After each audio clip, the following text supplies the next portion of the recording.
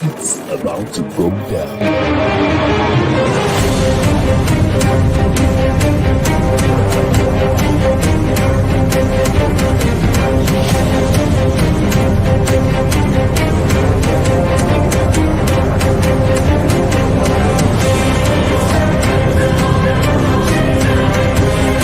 It's lovely pass, and there he turns cleverly. Can he find a finish? Oh, he can! Skilled by Joshua, and a return right hand. Good counter right. Bullen is hurt. Second right hand. That clipped him as well. Now he goes in for the kill. Well, Ricciardo is inching into the lead, and Ricciardo that win the Italian Grand Prix! Iguodala running the floor. Still leading the way with Canada in there too with the Netherlands.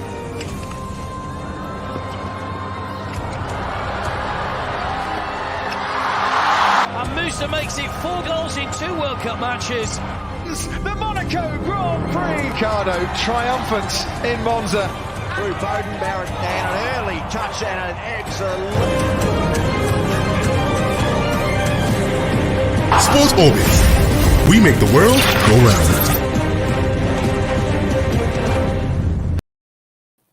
Hello, viewers out there, and you're welcome once again to Sports Orbit, reaching from Leadership TV. My name is Alpha Acho. Salifu Usman is here with me. Salifu, welcome to this wonderful edition of Sports Orbit. Thank you, Mr. Alpha. Thanks for having me. Yeah, all right. On this episode of Sports Orbit, we have so much in store for you as always, of course. But first, we'll begin with the news that has been trending heavily since the early hours of today, actually, and that is the federal government of Nigeria has made a U-turn and lifted the suspension he had earlier placed on all Nigerian basketball teams. That suspension was actually had banned all Nigerian teams from participating in any international competition. But earlier today, addressing the media in Abuja today, the Permanent Secretary, Federal Ministry of Youth and Sports Development, Alhaji Ismail Abubakar, said intervention by concerned stakeholders, former Nigerian international basketball players, as well as well-meaning Nigerians to seek solutions to the issues triggered the decision. Recall that President Muhammadu Buhari may approve the withdrawal of Nigeria from all international competitions. Talifu, once again, more is a case of the more you look, the less you see, or understand rather, more and more drama from the basketball. We even haven't finished settling the crisis in the basketball house yet. Then now a bigger crisis. You suspended and banned all these international teams after we've labored to even qualify for a World Cup. And now that we've even been replaced, our sport has been taken over by, I think, Mali. You now woke up suddenly and said, okay, you've lifted suspension on all international activities. What effect does this have anymore? Already will be replaced. So we should have been something to cheer about if we're not replaced and we know that at least we're still going to the World Cup. But why all these policies of assaults by the Minister of Youth and Sports? Yeah, thank you for that. I think let me take from that your last word. Policies and assault. You know, just like the less you see, the more you see, the less you understand in Nigeria theory. And people who are given responsibility to manage the affairs of the country on behalf of Nigeria should know that they are holding that office with utmost on trust for people. And you shouldn't use that opportunity you have to send those personal score. Because when you are holding a government office and you are using a government office to send to a personal score, because I see this as to me, the Honorable Minister of Youth and Sport, with all apology, with due respect to him, I don't know what informed this decision, and for me, he has taken Nigeria for a ride. Having dragged Nigeria to this kind of institution, and the funny thing is that when people, President Muhammad Buhari needs to be off and doing and up to his responsibility. But a situation where the appointees of the government keep on dropping his name. Yes. When the appointees of his appointee keep on dropping his name in all situations and issues that are not necessary, is called for a consign. Because precisely the government take a decision on the 12th of May last month. And what led to that decision? Because since 2007, we have a parallel partner two people claiming to be at the helm of claiming leadership of Nigerian Basketball Federation. that era, the 4 years past, then last year, early this year, we also witnessed another two body elections. This current Minister of Finance was trying to direct oversee another two parallel elections holding. He have every opportunity, he have all the time to settle the situation in the basketball, but he never do it so. Rather, he was analyzing with people. Then we hold the parallel election, and after the parallel election, he couldn't contain the situation. Now he have to wrongly I said that word correctly. Wrongly advise the president that the only option is to ban Nigeria, is to suspend Nigeria, to withdraw Nigeria from international basketball, hoping that the contending faction will settle their sport. Okay, when you take that decision, some of us like me in particular, and I feel very people applauded that applauded that decision of withdrawing Nigeria from basketball, believing that will finally put an end to the problem in basketball. But the situation still remain. But all of now, you just wake up this morning, all of a sudden, I say to you, now because Kida, one faction, have appealed to you, have come to beg you. So it is about you.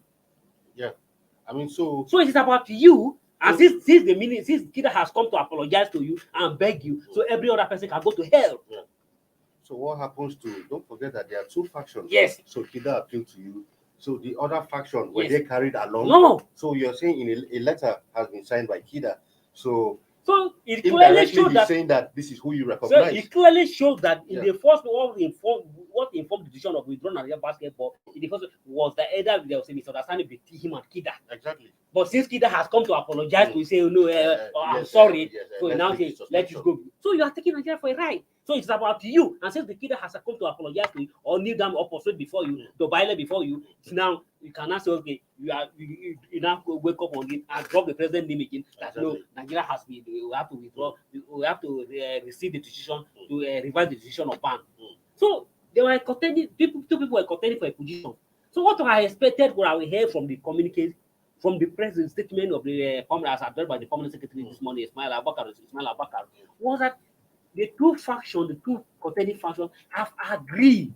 Exactly. What have I expected to hear? Have agreed to work together. Haven't agreed to work together and to resolve the issue. They will not decided to withdraw, to revise the decision.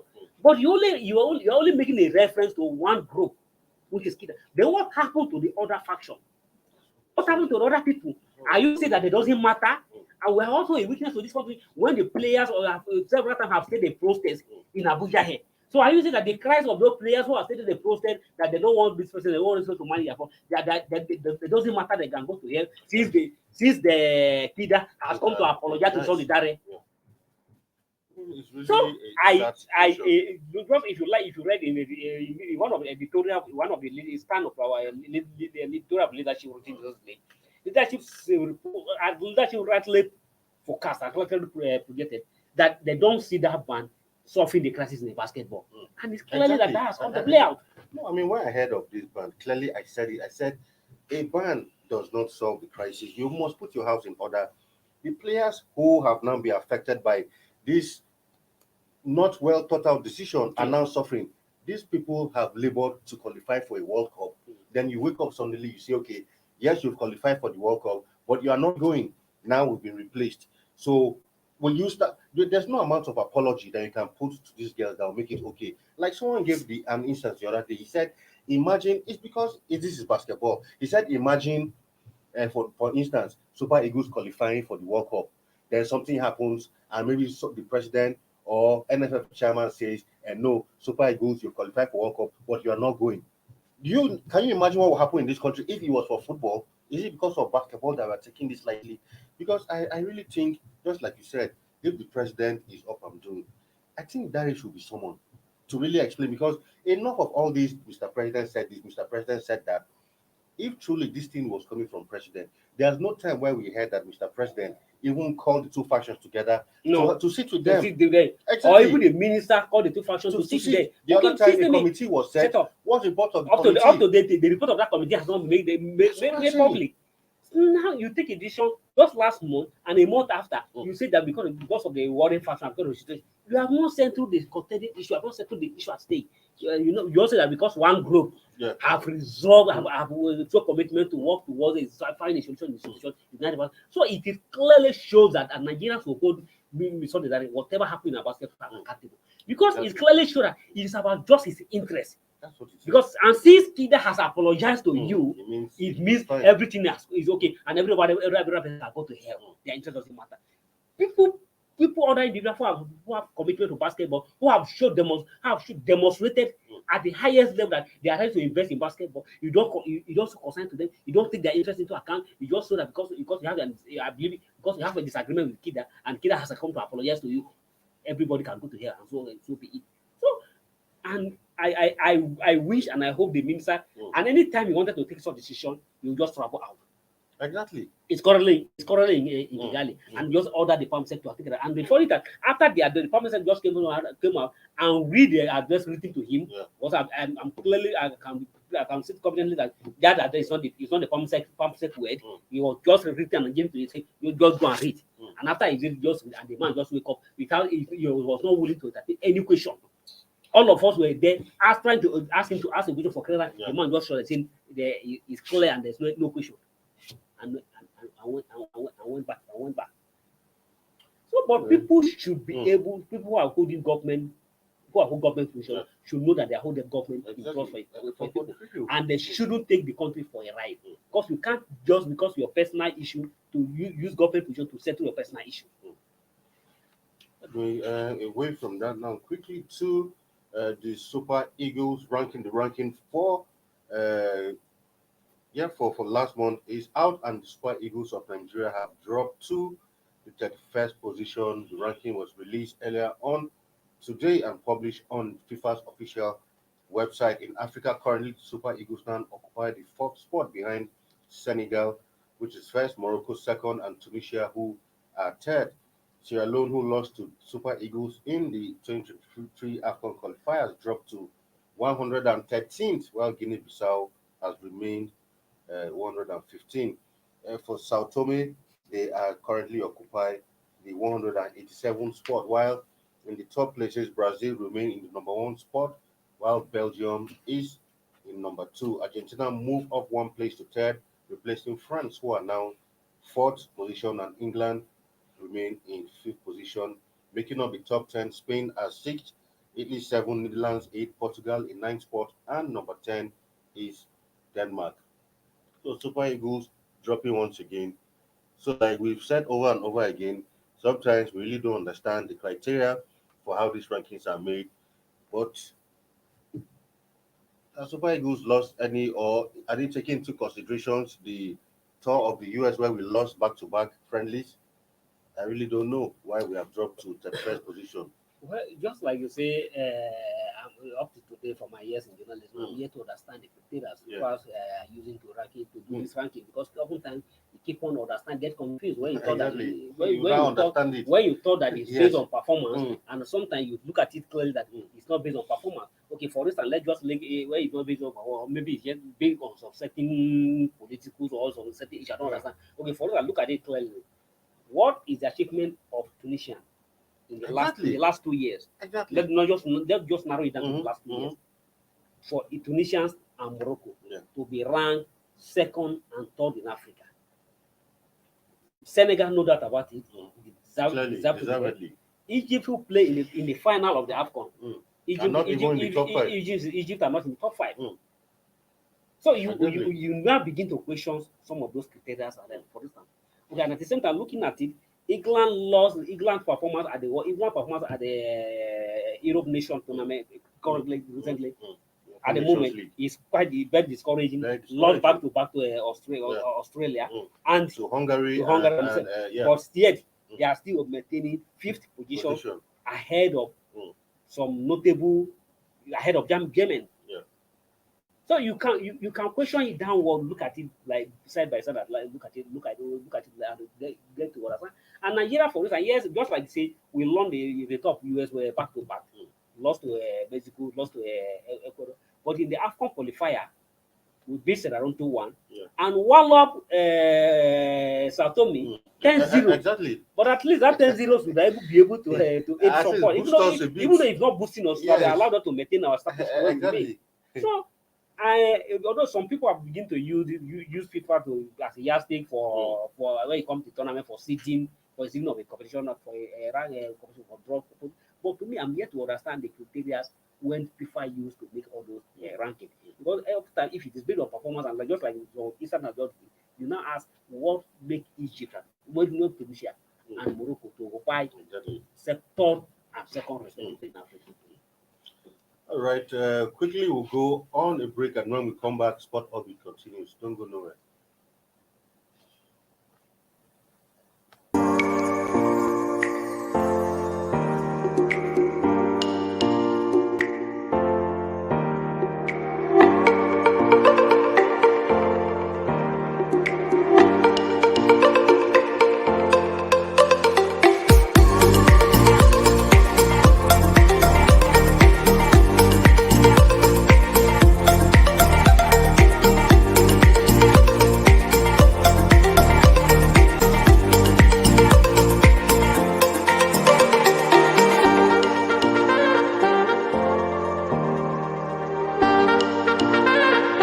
For sponsorship and advert placements, please contact 080-3688-6158. Last Word Leadership Podcast Studio. You have the last word.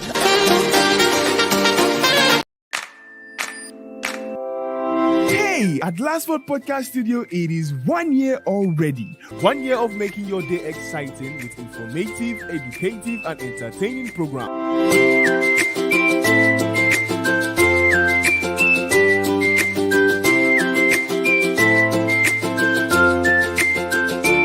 This 1 year with us, you have been following Arika Dehansi, Inside Nigeria, Morning Radio, Everyday Tori, Sports Orbit, and The Big Issue. Not leaving out the big interviews. Special shows and coverage we have been showing daily. We say thank you for making Last Word Podcast Studio a huge success. We celebrate you because you have the last word.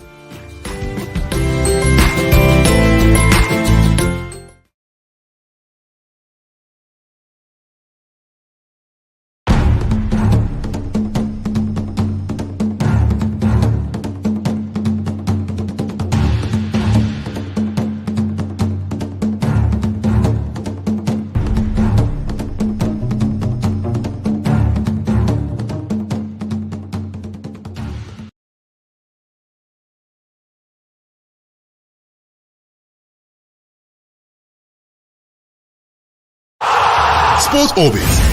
We make the world go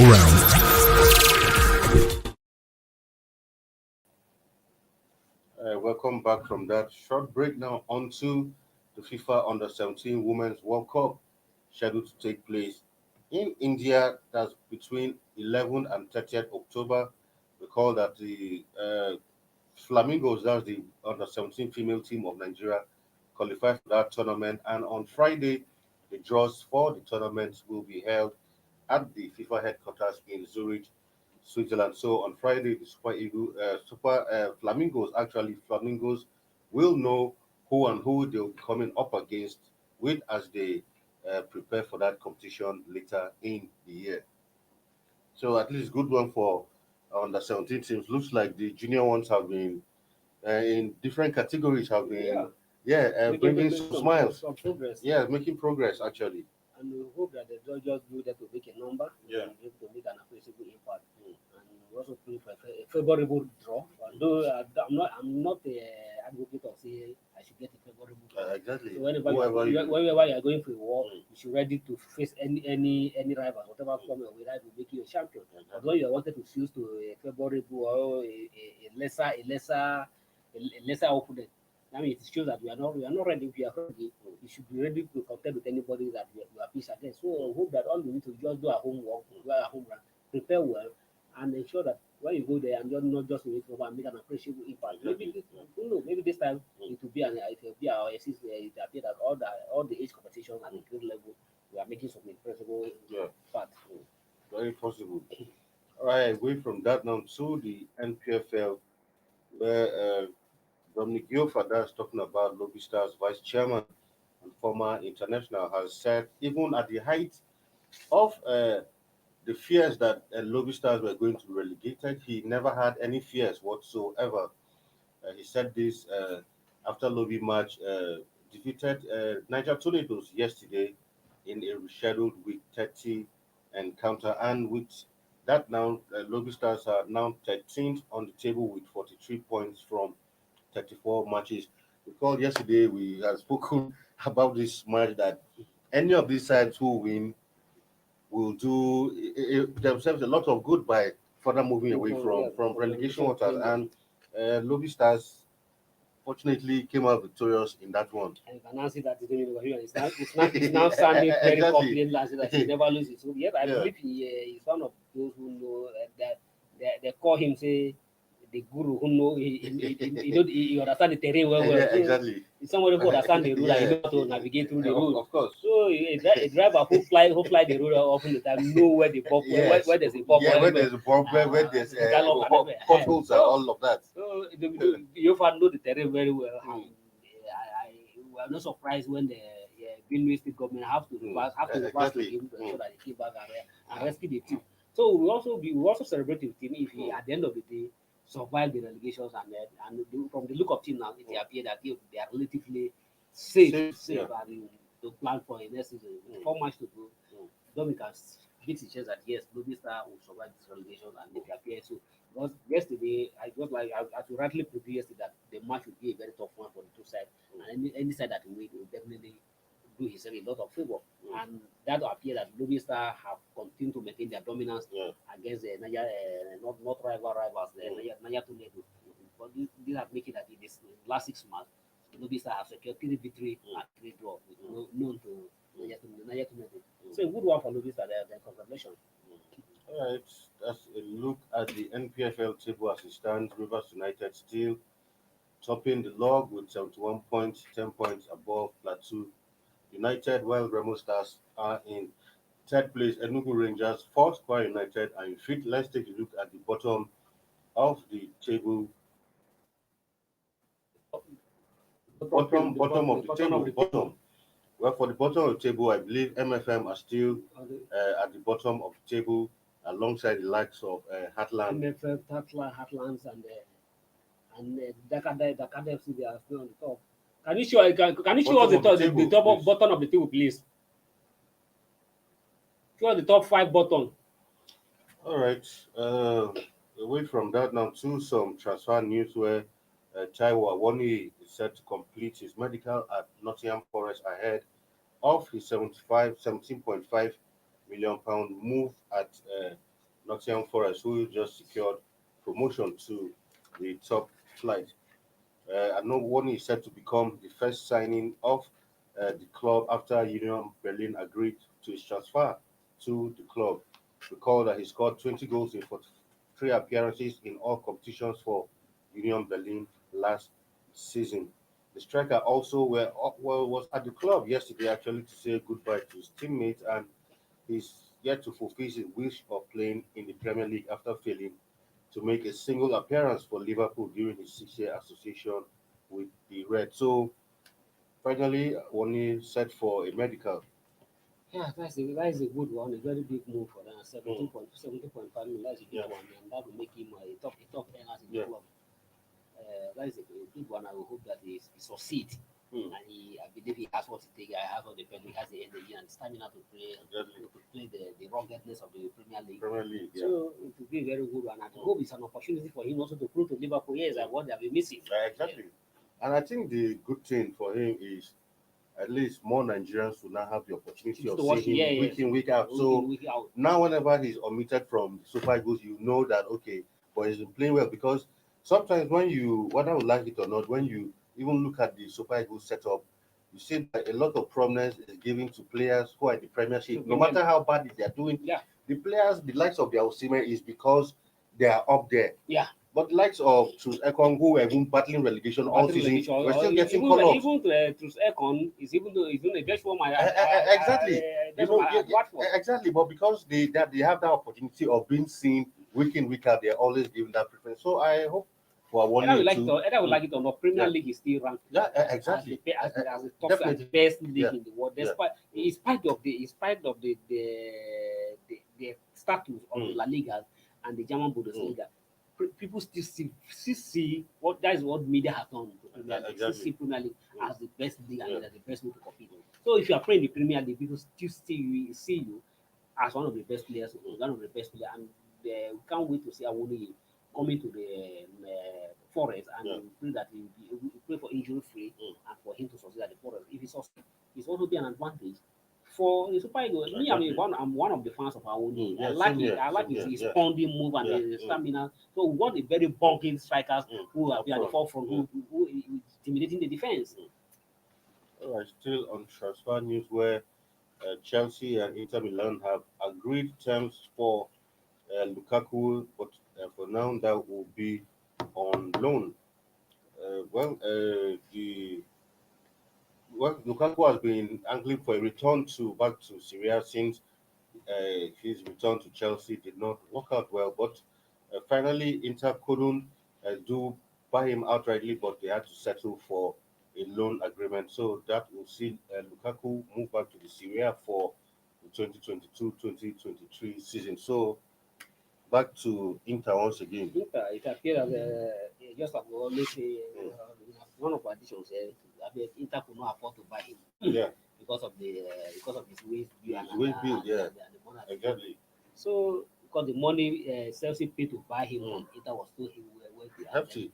Chelsea wanted the same money to be paid, but at the moment, based on Lukaku current rating, so I don't think Inter will not be willing to pay such an amount of the player. In current form, I don't think anybody will really pay anything more than 30 million for someone. They have to agree on loan, and if he does well, with the option of buy him permanently. All right, to our final story before we leave, where 8 personnel have been arrested are actually going to likely face trial in Argentina over the death of football legend Diego Maradona. Well, according to the prosecutors, they said the medical staff didn't treat him well in the hospital. There are some measures they're supposed to take to prevent. According to them, it was a death that was preventable, but from what the prosecutors understand is that those people did not do their job very well, leading to the death of a football icon. Accusing them of homicide. Exactly. But that's the shows you to see how Argentina values him and how much they are still hurting from his death. And they just feel such a solid man cannot just die like that. Something has to go wrong, and now these people have to pay.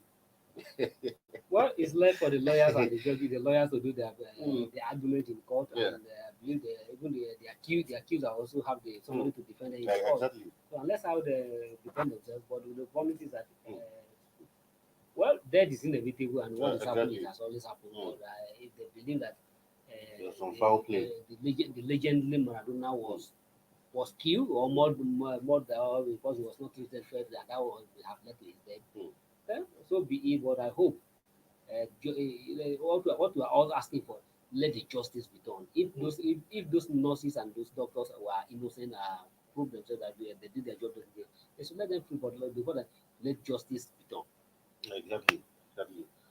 All right, that's where we draw the curtain on today's episode of Sports Orbit. But tomorrow we'll come back again to give you the Friday edition of Sports Orbit, and of course, with fresh and exciting stories of sporting events as they happen all over the world today. Salifu, once again, thank you for being in the studio today again. Thank you. All right, so we'll come your way tomorrow with another exciting edition. I remain your host, Alpha Cho. Stay safe out there, and it's bye-bye from here.